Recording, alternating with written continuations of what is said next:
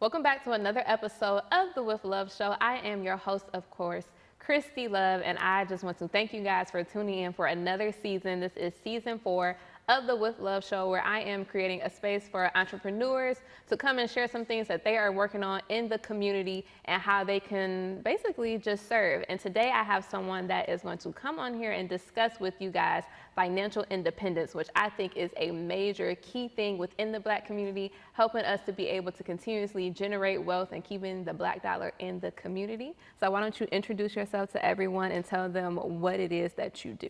My name is Seanita Armstrong. I am the owner of Community First Tax Service. We're located in Southfield, Michigan, and we provide different levels of entrepreneurship. So the first level is a mobile agent. Okay. You can work from home.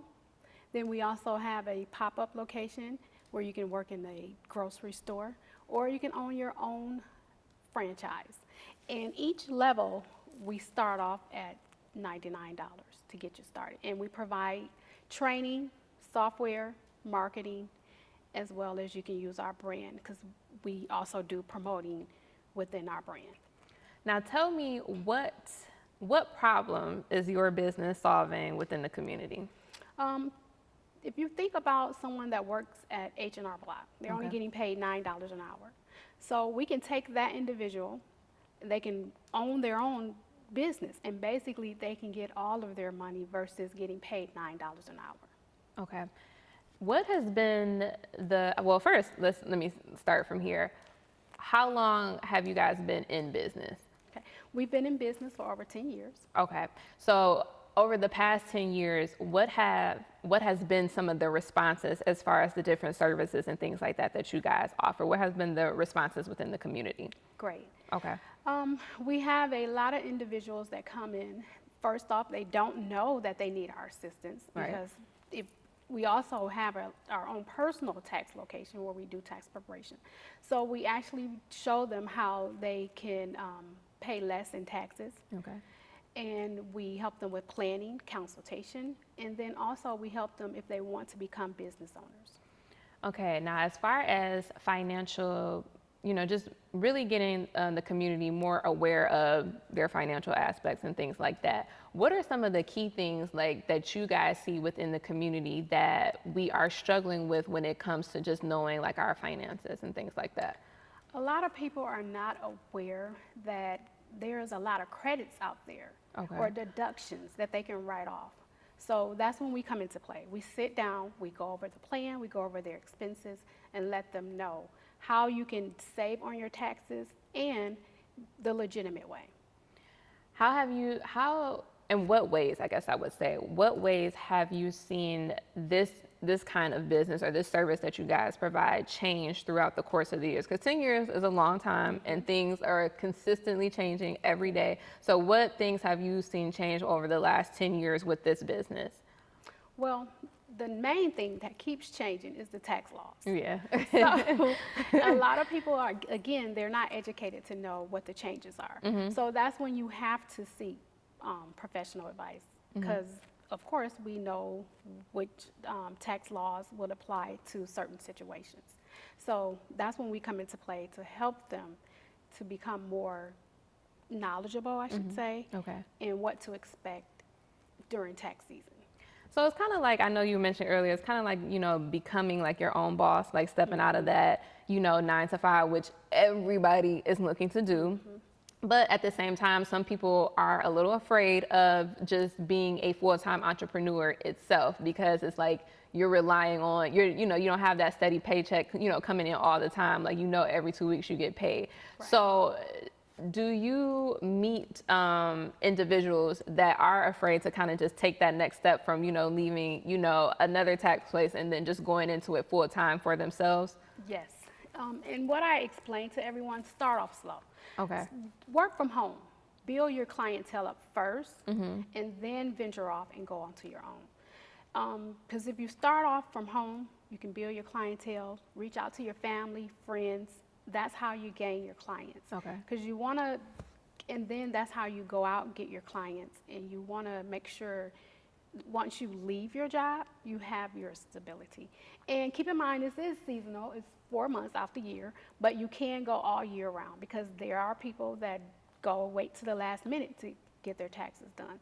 So it can go into a all year business. So I know, because I always have questions about, just going into something like that. So I know other people probably have questions and want, to try to, get involved or just see what does that process look like when somebody is, coming to you, they're interested in doing it, but they're not so sure of like what the process looks like or how that works. Okay. So yes, we sit down, we do a consultation with Okay. them. We let them know what all we provide. So we provide training, we provide the software, we provide marketing, and then we also provide technical support. And we're with them every step of the way. And then two, we also have our own location. So we are where they're starting. So Okay. we once were tax preparers. We once were in a pop-up location, and now we do have our own location as well. So I'm speaking from experience, so I can actually show people like this is where we started and this is where we are now. Okay. So I know that, within our community, like we said, a lot of people are just not aware of, the opportunities, that they can take advantage of. So when it comes to, being an actual company that's in the community, what are some things that you think that we can do, just as, different organizations connecting with other people? What are some things that you think we could do to bring more awareness as far as financial wise goes to the community?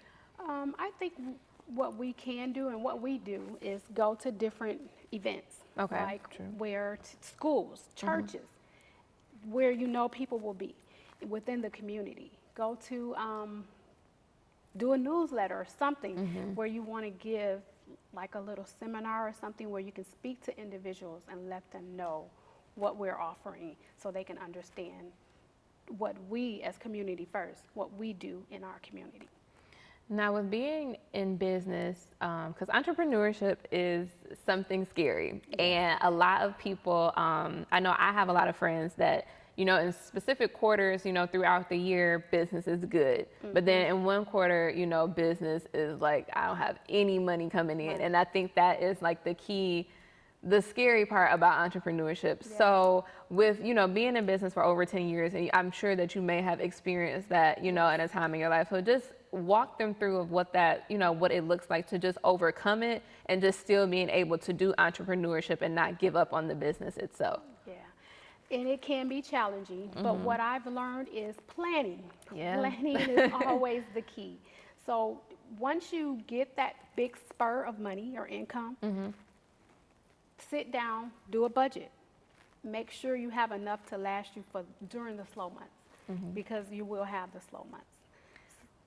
So do you guys have any like upcoming events or workshops or things like that that people are able to come and attend, or even if they just want to get, like some more motivation or even like mentoring and things like that? Yes. Do you guys have opportunities for that as well? Yes, we have a upcoming seminar that's Okay. starting September 14th all the way to November 16th from 9:30 a.m. to 11 a.m. here at our corporate office in Southfield. If they want to know more information, you can go on Eventbrite under Community First Tax Service, or you can give us a call. So will that be like an introduction to basically the services and things like that you guys provide? Yes. That is awesome.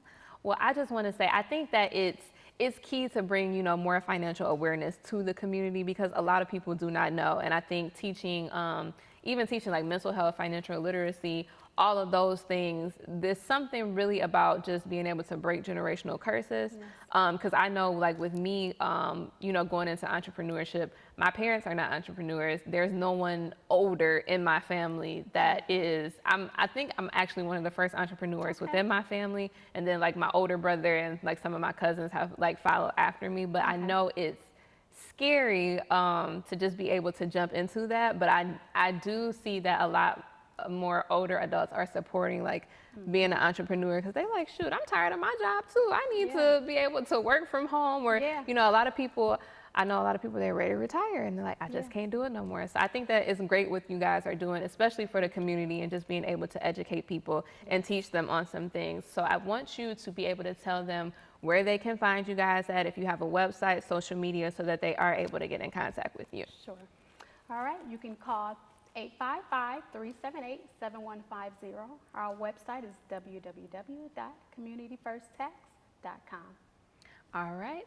And thank you again for coming on to the show. I am your host, Kristy Love, and thank you for tuning in for another episode of the With Love Show. This is season 4. You can catch this episode on my website at thekristlove.com, and I will see you guys next week.